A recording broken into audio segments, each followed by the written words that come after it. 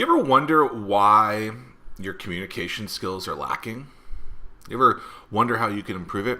It's episode 82 of the 1004 show, and we're here with Anna Blanch Rabe of ABR and Associates. That's Anna Blanch Rabe and Associates. This is a fun addition because obviously when you put two people together with a lot of energy, you know what you get? A lot of energy. And Anna has a lot of energy. We talk about tenacity, ways that you can improve your communication, and really why do people struggle with it in the first place and how you can improve upon it. Episode 82 of the 1004 show, we talk about a content strategy, how to create that, and how to write in your talking voice, not in some voice that you think others can. It's episode 82. That would just be a 2. Probably should put an 8 in front of it. Of the 1004 show. Y'all ready? Let's go. Anna, what's going on? How are you? Hi, Zach. How are you? It's been a big week, but I'm good. What makes a big week a big week? I think a combination of my incredible communications assistant going off and getting her absolute dream job, meaning that I'm kind of doing a lot of things on my own that used to be done by somebody else. So that's been part of a big week. Also, just a lot going on kind of with my family, and I actually have a really big awards ceremony to go to tonight, and it has to do with, my husband's in the military, so it has to do with the military, and they understand how to make things like an epic production. So I had to go to a rehearsal yesterday that took over 2 hours. A rehearsal for... Yeah, wow. Wanted me to go to another one this morning, and I kind of had to say, sorry guys, like I have a company to run. Like I didn't even do a rehearsal for my wedding. So like there wasn't a rehearsal for the wedding. So I can't say that I did either. Well, and you know, we got married by someone who had done 750 weddings. He'd married 750 couples, and I kind of figured this guy knows what he's doing. So he was also my boss at the time, so I was like, you know, there you go. So you said something interesting there. Your rock star assistant left. So how do you prepare for that? What do you do to make sure that... Well, yeah, so I've been, I put together kind of set of skills and tasks that are like the main bulk of the job. She actually helped me do this before she left. I'm super excited for her. This is a really great opportunity that she's walking into. So certainly no ill will. She was fabulous. I'm actually starting to realize I may need to have 2 people replace her because she did have a very unique set of skills. I'm struggling because I'm wanting someone who really can understand some of the, you know, technical back end of CMS and graphics and kind of just taking the content that we're producing and getting it out there. And these are all things that, you know, I did in the early days of the company. Not that the company's more than 18 months old at this point, but, you know, really try to ease some of that load. But she had kind of gotten to a point with me where we really worked together on developing some of our content strategy. And so I'm starting to realize that I may need to split that role into 2. But right now I've had about 15 people apply. I really did it through some of the informal networks I'm part of. I'm a chapter lead for an organization out of the U.S. Chamber of Commerce Foundation called Hiring Our Heroes Military Spouse Professional Network. And so I utilized some of those networks. So I actually had applicants from as far away as Germany. Americans who happen to be living in Germany because of their spouse's military service. And I have a couple of members of my team that have no military connection, but for a lot of what we do, because there's a certain level of flexibility that I need my team to have, it can be a really good fit for us to have a team that's built with an understanding of the culture that we kind of live in the rest of our lives. So we don't necessarily have any military clients. Most of our clients are law firms. And so I have some military spouse attorneys on my team that work through some of those things. They're just very good at what they do. It just so happens that we have this other thing in common. I am gearing up though. You interviewed Erica McManus earlier in your episodes. I'm gearing up to maybe take this search to Mad Skills and see what they can do to help me. Nothing like doing a good old hire Mad Skills. I'm sure she'll appreciate that plug. Well, yeah. She definitely will. So you talked about a content strategy. What's involved in kind of your process of putting that together? How far down do you go? Stuff like that. Yeah. So the way that I've done this for my company and the way I do it for a lot of our clients too is I started at the beginning in the sense that we really did look at what are our goals, like what are we trying to communicate about our company, what are we trying to communicate to clients, and then what are we trying to communicate about our clients. So it's kind of three faceted in that sense. So we start with a broader communication strategy that really is kind of like a segment of a larger business plan. So if a client has a business plan to start with, we might use that. We might look at competitors. We might look at objectives and goals, just helping them frame the way they want to talk about their products and services. A lot of the organizations and companies we work with are service oriented. So it's going to be helping them to think through how do they want to communicate both with potential clients, current clients, and then how do they want to communicate with their industry about what they're doing. What that's really led to is then a development of, we have a sort of some proprietary material we use around brand voice and brand voice guide. So we have them really work through how are they going to handle it if something not great happens in their industry or not great happens in the world. What do they want their brand to say in those contexts? So we do a little bit of, I guess, crisis communications planning with them even fairly early on. And then from there, we will develop editorial calendars and specific content pieces out of that. So brand voice, I'm not familiar with that. What is that? So it's just the way I say it. It really is this idea that your company, legally speaking, your company is an entity. It's a legal person. It's an entity of its own. And so I like to think of a company or a business as really having its own voice.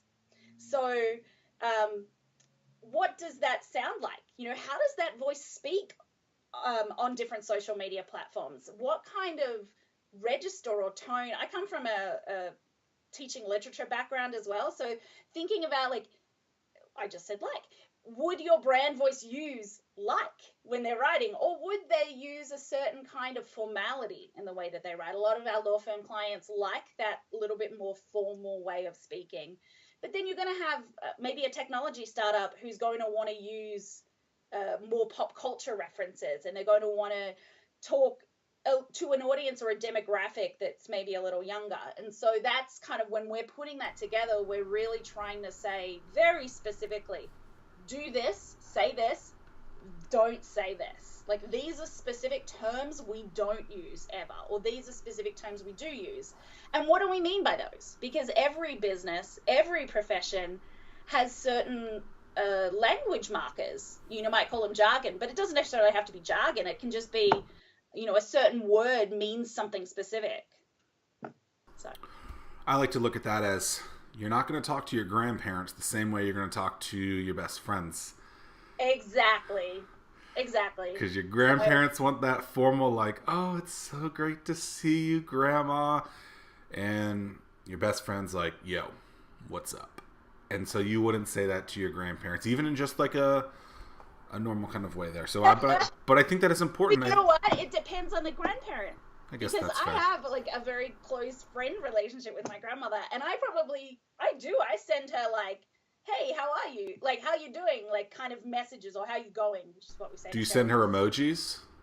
Yeah. Oh, she is the emoji queen. All right. Well, she's clearly the outlier of grandparents. Well, she's in her 80s, and she's epic. But I love it a bit. But that's also a really good example, right? Like, who is your audience? Because you might be wanting to speak to an audience that is, very specific. So, we do have some law firm clients that that are in the entertainment industry or an entertainment practice area. The way they're going to want to speak to their potential clients is quite different to those that are in the immigration practice area. So especially when we're dealing with immigration, we're going to want to be cognizant that we're not always dealing with English as a first language when we're preparing content. And so that's going to change the way we put it together. Love it. Why do people struggle with communication, and especially regarding themselves or the brand that they are directly associated with? I think it kind of goes towards maybe this idea of they're more concerned with what they're saying than what is being received. I think when the focus is on hey, what am I trying to have the person on the other end see in what I'm doing? That changes how you think about what you're communicating.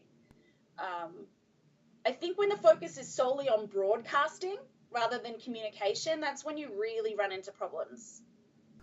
I think that's been a big shift, thankfully, in social media. A lot of companies in the last sort of maybe probably it got a little better in the last 5 years, but prior to that, there were so many companies that within social media were just broadcasting. And I would want to say that about people in public office and non-profit organizations too, that all they were doing was broadcasting. They were using it like a bulletin board. And the whole purpose of a lot of our communication is not a billboard. It's not static, it's dynamic. And you need to be responding to different feedback. So if you're getting feedback and the feedback is from a group, from an audience that isn't necessarily your target audience, maybe you need to look at it and say, well, okay, maybe there's a business opportunity there, or maybe we need to adjust our communication so we're actually being heard by the people who are wanting to listen to us, like who we are wanting to listen to us. Is probably a better way to put it. So I love that about broadcasting, right? There's so many people, social media is a two-way street, yet so many people literally just go, hey, hey, hey, look at me, look at me, look at me, like talk to me, and then they never engage back. And so ultimately you're trying to create that engagement. So why do people look at social media as this thing that's broadcasting and not this engagement tool? And how do you, when you're talking with them and helping them, get them to recognize that we need to be doing things that will get engagement, not just saying, look at me? So I like to frame it in terms of a conversation. You know, we are trying to be part of a conversation, and being part of a conversation isn't just that, hey, look at me, the self-promotion stuff. It actually also is, hey, look at this other person in my industry who is doing really good things. Let's talk about that. Maybe you have something good to say about that. I do caution people to really be thinking through if they want to be like super controversial in those contexts, the impact that has in your business. Now, sometimes that's a calculated move. I've definitely made it in my own business. I have made a calculated move in the last 12 months to talk about immigration on our business platforms, and that's largely because it does affect me personally as an immigrant. But also, it's recognizing that this shapes who my company is. We're a company that is engaged. Now, do we get involved in every political issue? Nope, we don't. But we've thought through that and thought through the consequences of that. And I think that's part of it, is thinking about it in terms of a conversation, recognizing that it's about inviting people into that conversation, whether that's a customer, whether that's, someone else within your industry who's doing really good things, or maybe it's just a general thinker who's saying something really inspiring to you that has an impact on the way you do business. People like transparency. They want to get to know you in an authentic way, but they really don't want to be beaten over the head with it. They don't want to be beaten over the head with the, hey, hi, me, like it's all about me thing. So I love this. Have a conversation, right? I love this. So let's see, this is running February 27th. So I am announcing 6 days before this that I just signed a book deal. And the book, great, it's awesome, right? And so the book title is called Anomaly, How to Finally Stand Out from the Crowd. And what I just heard from you is we learned that we can talk about this topic and it can make us the anomaly, and it can make what we do in our specialty something more specific.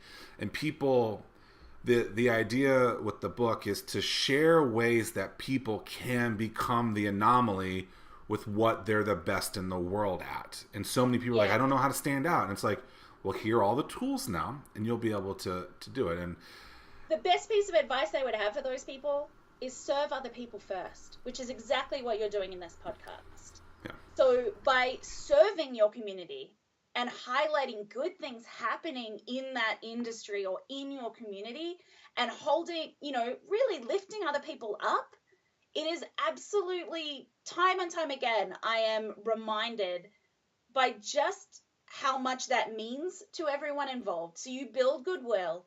If you're really doing these things purely to be like Slightly Famous, which is another book title in your particular genre that you're looking at. I have a copy of it right here, actually.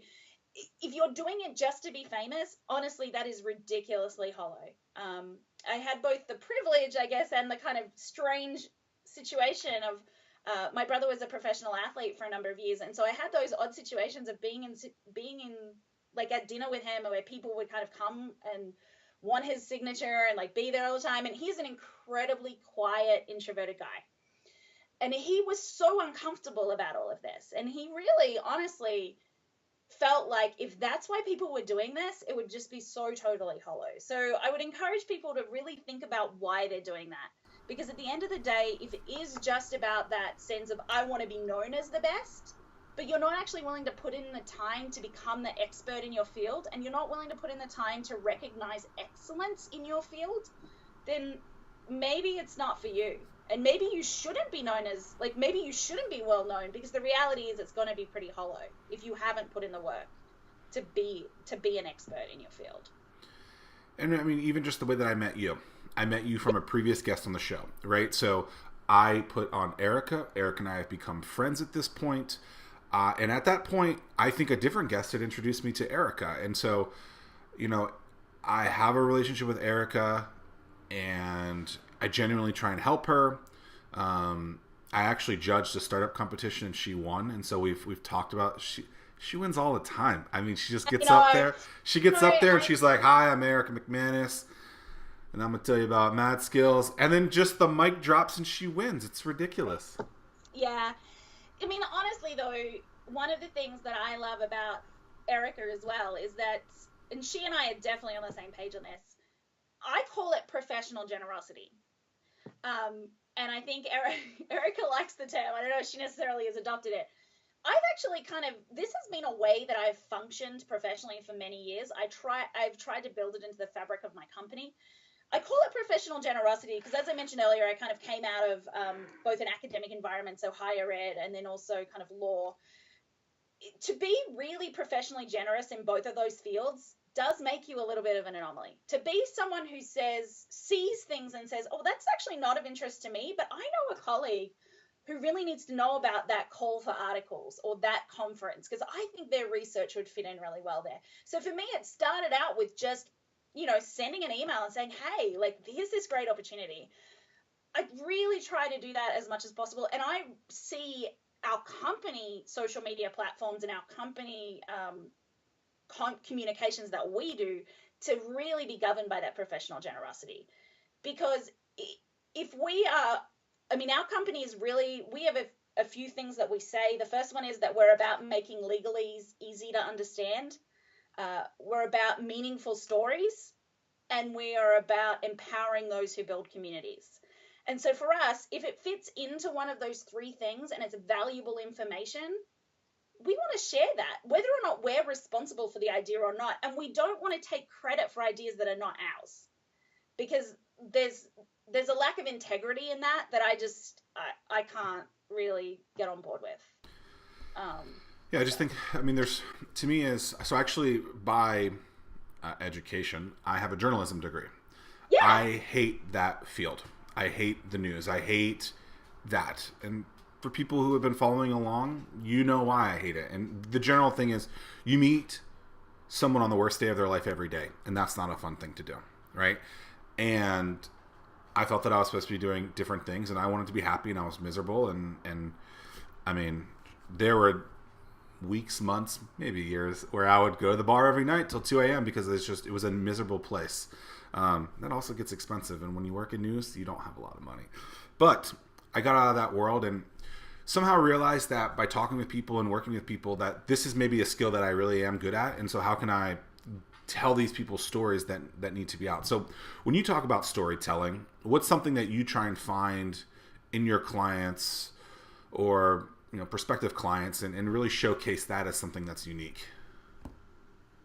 Letting them help define who they are and what they want to say on their own terms. I think it goes with that idea of, kind of integrity in the way we tell a story, because I am not a journalist, but because I do come from a background as a writer and as a researcher, it's really important to me that I frame and articulate what someone has to say about themselves in a way that's honest, that's intellectually honest. And so with our clients, we kind of get a little bit kind of touchy-feely sometimes early on, which lawyers do not like, PS. But we try to sort of say to them, what is it that you do want to be known for? And sometimes they come up with things that are so incredible. And it really does come down to some of those fundamental values. Is it about access to justice for them?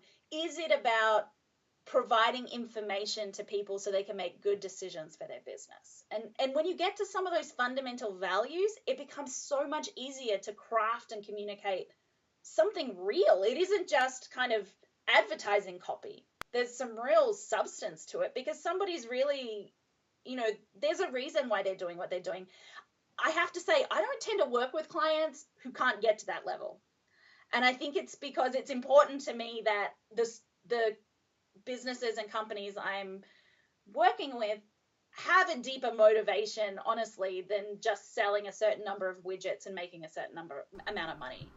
If that honestly was my goal, I would be in corporate law right now. I wouldn't be doing this. I would be making a whole lot more money, but I wouldn't be happy.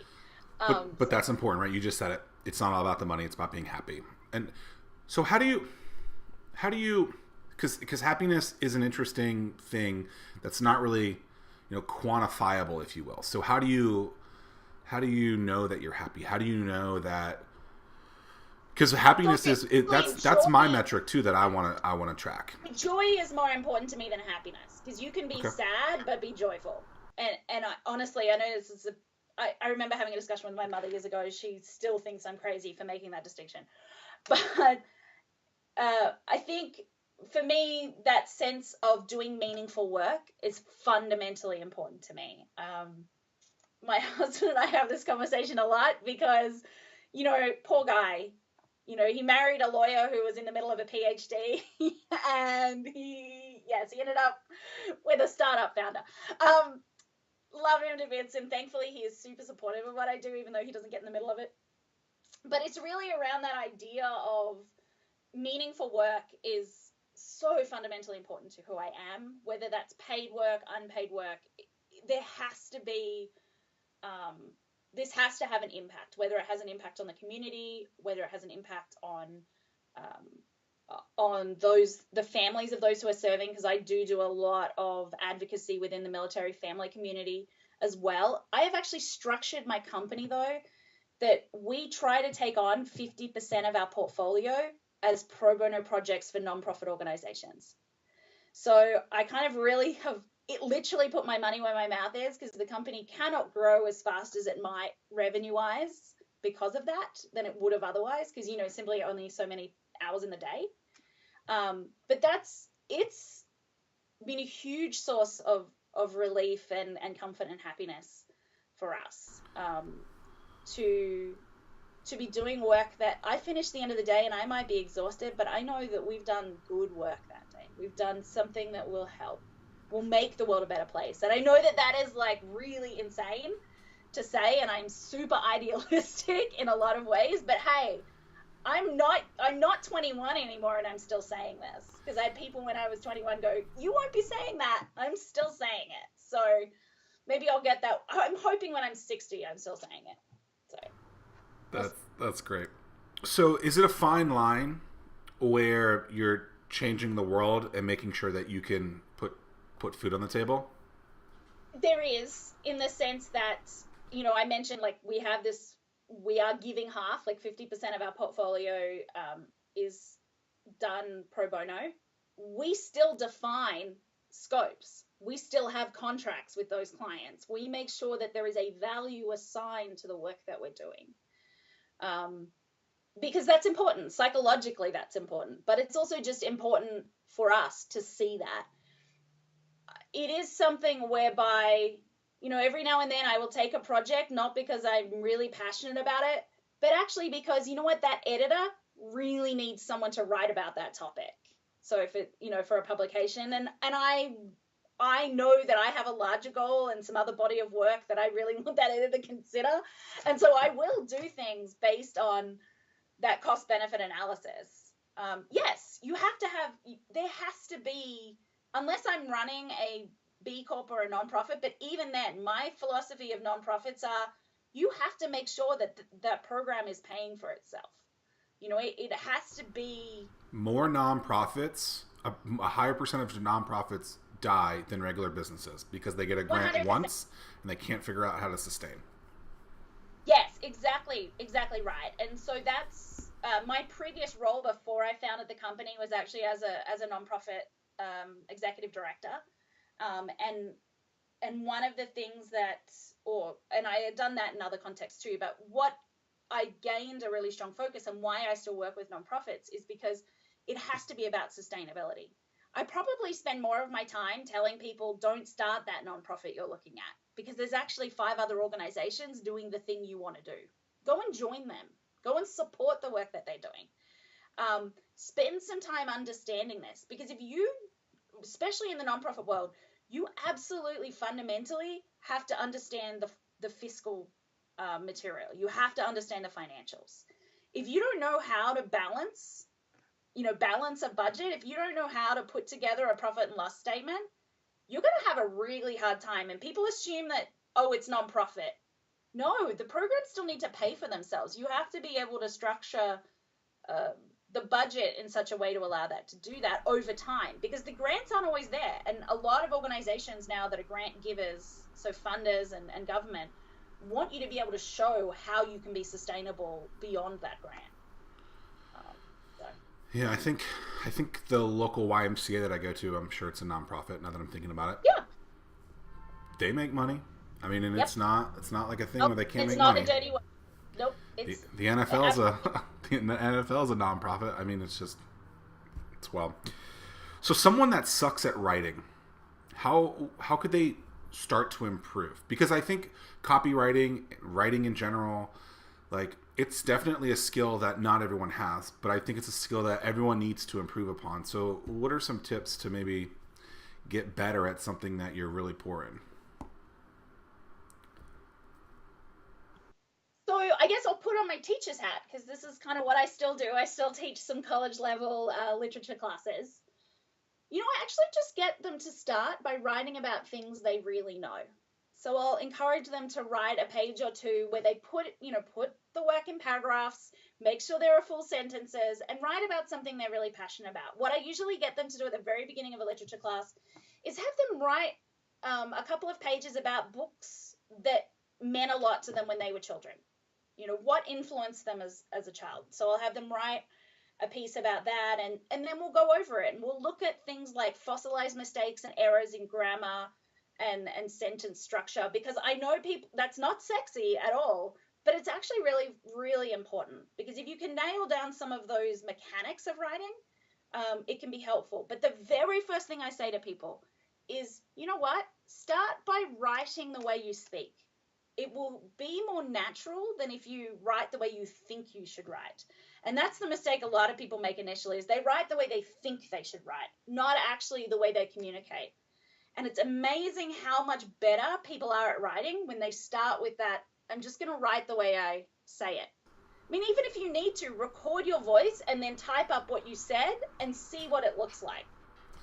So as I'm writing Anomaly, yep, it's interesting. So it's based off of a workshop that's been really popular. And okay. It's basically all outlined. And there's way more details than just that workshop. And so I'm just cranking away. Because I'm just like, I'm literally talking it as I'm like, I'm typing it as I would be talking to these people. Yep. And I'm sitting here getting like 5,000 word, like in 2 hours. I'm like, oh, this is great. Now, as of right now, I've hit a little wall, but that's okay. Okay. I think I was in a wall for the whole week. And then I think so today, one of the things I would encourage you hitting at a wall is take a blank piece of paper and start writing about how you feel about that wall. What is it that's bothering you about the wall? I know it's like, that's like a, whoa, it's a little touchy-feely, but I actually had a writing teacher who, that was what she would get us to do if we weren't sure where to go next. Just write how you feel about the fact that you're kind of not sure where to go next. Just keep writing about it. And it's amazing how you will write your way out of it. Well, I'm going to write my way out of that because I hate this there wall. You go. I think the other thing is, you know what? It takes time. You actually do need to practice writing. I mean, people sometimes, it actually never ceases to amaze me how many people call themselves copywriters and call themselves writers I'm not saying you shouldn't use that. I'm all for people kind of saying, well, I do the thing, therefore I am. That's great. I also know that one of the things that we're looking at doing is developing a training program for attorneys to learn how to write about the law in an accessible and understandable way. Because I come across insanely brilliant attorneys who know their stuff, know the law really well. But honestly, when you read what they're writing, it is not written for a non-specialist audience. When I'm strangely, and he actually laughed when I told him that I do this, when I started writing about legal topics, I actually had a person in my head. And it wasn't necessarily always the ideal client for my client. It was actually my dad. And the reason for my dad, he's a really experienced businessman. He has built more than one successful company, including a company he sold and was able to retire early. He's a pretty bright guy, but he's not, he didn't finish high school. He doesn't have any higher education. If I could explain some legal topic to him in a way he understands, then I'm achieving something. Because my earliest experience of this was being in a room where I actually had to kind of translate between some attorneys and some family members, and I would kind of turn to one and explain what the other one was saying. And kind of, to the attorneys, I would elaborate on what the legal issues were, and I would just kind of keep going back and forth. And so that was almost a forecaster of what I'm doing now. That was, almost 20 years ago that I did that. I didn't quite understand that was a skill set I had that not many people had. And it was really only after this business started getting going that I realized, oh my goodness, I can write about law in a way people actually understand. They get to the end of it and they've come out with some information that's helpful to them. But I'm also not dumbing it down. This is not about dumbing it down. This is about making sure that the way you're writing is explaining this terminology, explaining why certain words have to be used in the way that they're used, things like that. So I think for you, keep writing the way you're talking. I honestly think it's one of the biggest mistakes people make is kind of writing the way they think people want them to write. Oh, I definitely write the way I talk. And yeah. Then my editors are like, So, you have a PhD, did you say that? No, I actually have not submitted my thesis. So It's on my list of the things I need to go back to. So I'm all but dissertation. So I've done everything I need to. I just haven't submitted the thesis. So you're going to have a PhD at some point, right? Oh, hopefully, yeah, maybe in a few years. So education and business, they kind of butt a little bit, butt heads. Now that you're a business owner and not a teacher, how is the whole education thing and the way that you're learning now, not the way that you would have been taught, or because I think there's a difference, right?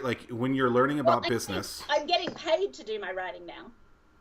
So I was actually thinking about this morning because I was always a bit of an anomaly even in higher education because I came from a legal background into higher education. I do tend to approach things more with a business mindset anyway. So I would approach situations very differently to a lot of academics. And I have a lot of really good friends in academia, and they would say the same thing. I was a little bit weird. I used to be in the army. My background's very different from most academics anyway. But now what I would say that I do differently is I have all these great ideas of things I would love to research and write about that academic journals would eat up. But the reality is academic journals do not pay. You often pay for the privilege to even get a copy of something that you've published. And the skill set that a lot of writers have within academia is incredibly valuable. They've paid thousands and thousands of dollars, hundreds of thousands of dollars to develop these skills. But the return that they gain is in professional recognition. So yes, they're getting paid. They're getting paid by their institution to do this kind of writing, but the publications themselves aren't paying. So that's one of the differences. I think another difference is probably that I certainly have a tendency to want to cite everything perfectly. A lot of the writing that I'm doing now, my integrity still wants me to do that, but sometimes, that's not appropriate for the format or the client, to be, hyperlinking to like 15 other publications and websites. I certainly am still a writer who is pretty consistent about making sure that I link to the actual text of the legislation or to the actual text of a judgment if I'm talking about a legal judgment. Not everybody who writes in my area does that. I personally think of it as a conversation. I'm trying to guide people through this, and I want them to be able to assess what I'm saying and the truth of what I'm saying, and they have to have the primary sources to do that, as far as I'm concerned. Thankfully, most of my clients are quite happy with that level of, external linking. They're just not always thrilled with kind of the conversation happening with competitors, which I completely understand. So the kind of level of engagement is a little different between academia and business. That you're not always in academia, like where something's coming from, you're not always worried about that competition piece quite the same. The profit motive there isn't a profit motive, I guess, in a way. But yeah. The word tenacity, what does that mean to you? Oh, not giving up at the first sign of an obstacle. And when something like that happens to you, is that an everyday thing? Like, yeah, I think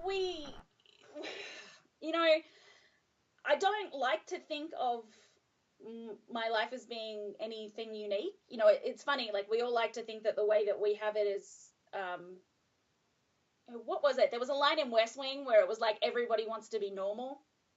Like everybody wants to be considered to be normal. I think that I've had a lot of different things happen to me in my life that have meant that I approach life and business with some different goals, perhaps. I mentioned I was in the Army. I was actually medically discharged from the Army, and some of those health issues, which I don't always talk about, and I don't always talk about them in the context of business either. But it means sometimes I have to manage my energy in a different way to most people, and that can be a challenge. It also can just be a challenge that, being married to someone in the military means that my life is impacted by his career far more than most people have their spouses impact their careers. Certainly, I ended up in a state in the US where I cannot practice law, so I cannot be a legal professional, and so giving up that part of my professional work has been a challenge. It's been a huge challenge. So is that why you do a lot of things online then? Say that again? Is that why you do a lot of things online? So that largely. Yeah, so I don't practice law. Like, nothing that I'm doing is actually practicing law, but I am working with legal clients about legal topics and really providing informational content. So I am gearing up, hopefully, to sit the New York bar exam later in the year, but we'll see. We'll see what happens with that and the changes. But this particular state is not a fan of foreign-trained attorneys, so it makes it a little hard. What is Anna Blanch Rabe the best in the world at? Well, Anna Blanch Rabe and Associates, yes. Well, let me say that again then. That's totally fine. Let me do it again. Let me just so I don't feel like a jackass. What is Anna Blanch Rabe the best in the world at? The company? No, yes, you. Me? My goodness. Oh, Lord. Honestly, I would love to be the best in the world at making legalese easy to understand. I would love to be the best in the world at that. I don't know that I feel like my ego or modesty would let me say that. This may be a cultural difference. Australians don't tend to want to, as we would call it, big note themselves like that. Yeah, I think I would want to be the best in the world at that. So I also just be the best in the world at putting other people first. I know that's kind of insane, but that's that big-heartedness we were talking about earlier. Well, and then what is ABR and Associates the best in the world at? Oh, well, see, then I really answered the question, didn't I? Well, Yeah, I answered the question the wrong way. I think really, um, that's what I want the company to be good at. What I would like to be good at is doing meaningful work. Fundamentally, that's what I want to be good at. Now, sometimes that is the company, and sometimes that's the work that I'm doing personally and the advocacy that I'm doing personally, and even just supporting, being a daughter and a sister and a wife who's really supportive, a friend who's really supportive. I think that's what's really important to me. what's something that most people don't know about you? I've mentioned so many things today. Um, yeah, I think the army thing always throws people a little bit. The other thing people don't know about me that I always used in Three Truths and a Lie is that I was on Funniest Home Videos on a motorbike. They called me Rowan. Well, how old were you? I was 7. I'm gonna find this and put this in the show notes. Good luck. It was Australia's Funniest Home Video, Oh, and it was a very long time ago. well, I'm gonna attempt. I'll give it a couple of minutes. Oh, good luck. That'll be really amazing. You know what? I would love to see that video because my parents did not take it, and someone else got the credit and got all these prizes. And Oh, you won. the video won, but Nice. What's something I did not ask you that you thought I would? working remotely. So what do you think about So what do you think about the remote world then? So I think some people are like, oh, you have to have an office guy do this. We both work remotely now. I think we both enjoy it. Like, why do you work remotely, and how do you handle clients that might be against it? I haven't come across a client yet who's really against it. Maybe because they're self-selecting. I actually have gone out of my way not to have local clients. I am a member of the local Chamber of Commerce, but I really haven't sought out local clients at all. Yeah, I do serve on a lot of local, like, non-profit, and I was appointed to a city board and things like that. So I do that locally, but I haven't sought out local clients. I think remotely works really well in the field that I'm in. There's certainly not really a need to be in person, and in fact, we can get so much more done sometimes in the calls that we have. And I routinely have calls where there are like 4 or 5 people in the call, and we are in 4 or 5 different time zones. I think the world is definitely changing in that regard. I have, my team is made up of now a completely remote team. My team is completely distributed too. I did have one local assistant, but she's the amazing assistant who went off and got another amazing job, which she will now be working remotely as well. So maybe I can get her to come back and co-work with me. I think that kind of co-working thing, every now and then, I have a few friends that work remotely locally. We get together every now and then at someone's house and just work. I love being able to take my work on the road. I've kind of got some equipment set up that I can, work if we're on a road trip, or, work out of. I took a trip last year. I actually traveled for 30 days by train around in America, and I worked the whole time. So I love that. I love being able to take my work wherever I am. Yeah, we don't need to work 40-hour work weeks at a certain way. Like, let's get things done, make impact. I'm with you. Yeah, I mean, that's certainly, like, my life, especially, the kind of military stuff that we deal with, it never, like, it doesn't let up. Like, it's, so, last night, I was fielding text messages around the government shutdown, potential government shutdown, which was averted early this morning. But, we were trading messages on that. Honestly, if that government shutdown had happened this morning, I would likely have rescheduled our discussion, because I would have needed to turn my attention to some of the needs of the squadron families. And I absolutely love the fact that my company means that I can do that I can turn my attention to the needs of the families that are around us. So what made you cry last? Oh, I cry. I am a huge crier. What made me cry last? Oh my goodness. I made the mistake on Super Bowl Sunday. I watched a documentary and a movie, both of which made me bawl uncontrollably. The first was Gleason, about the football player who was diagnosed with ALS. You have to cry during that. Like, lost it multiple times. Yeah. And then after that, for some reason, I watched Kevin Bacon's movie Taking Chance, which I don't know why I did it. My husband at one point just said, I don't understand why you're watching this, but it was about a Marine colonel who volunteered for escort duty to take a young private who'd been killed in action back to his family in Wyoming. And I absolutely just lost it over and over and over again watching that movie. It's a very real reality for a lot of our community, and I don't really know why I did that to myself, actually, but because a lot of times those movies are really hard for us to watch, and there's been an increasing amount of movies about Afghanistan and Iraq coming into Hollywood, and those are very hard for me to watch. I've seen Gleason. It was incredible. I lost it many times. I haven't seen the other movie, but Gleason, man. It was appropriate on Super Bowl because I didn't watch the game, so I felt like that was appropriate. That was like my only connection to football. Sure. Okay. Yeah. So, people that are thinking about starting a business, that are on the fence, you've been doing it for almost 2 years now. What kind of advice would you give them? If you're on the fence, I don't know if you should do it. I mean, I think you really need to, unless you're very clear that this is a side hustle and that this is something that you're kind of going to give a certain amount of hours to a week, be clear on why you're doing this. Be very clear on your motivations and how much you're willing to give up for it. Because the bottom line is, if you're doing it right, I love that some weeks I can kind of step back from work and do other things.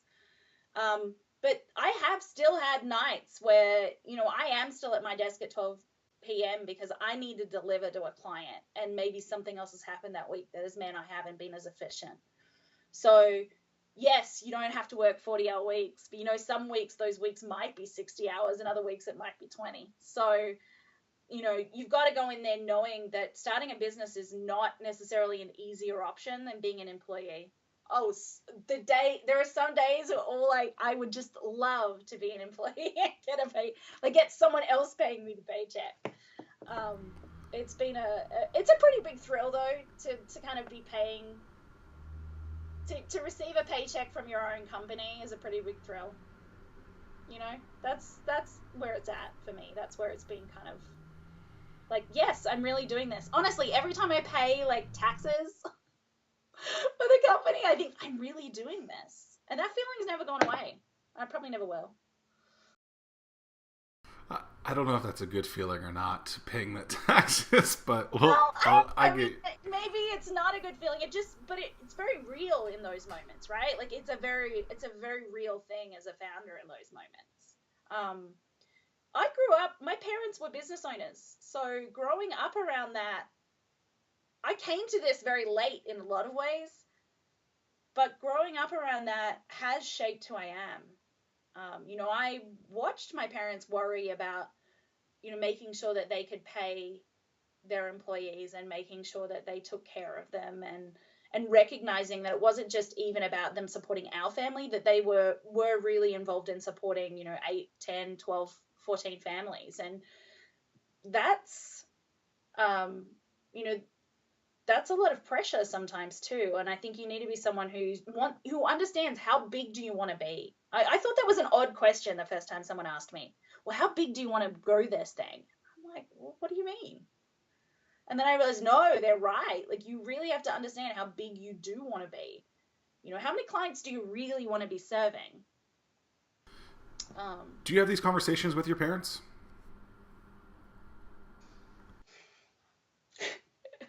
I did. I was back in Australia in December, and my parents came to visit here last September. And while my dad was here, he looked at me at one point. He's like, "Don't you ever do any work?" And I laughed at him, and I was like, "See, what you don't realize is when I have my phone in my hand or an iPad in my hand, I'm working. I'm answering client emails. I'm so often it wasn't that I was I was very present with them, and I think he was shocked at how present I was with them, even though I really was still getting 6 to 8 hours work done a day while they were here. So that was funny.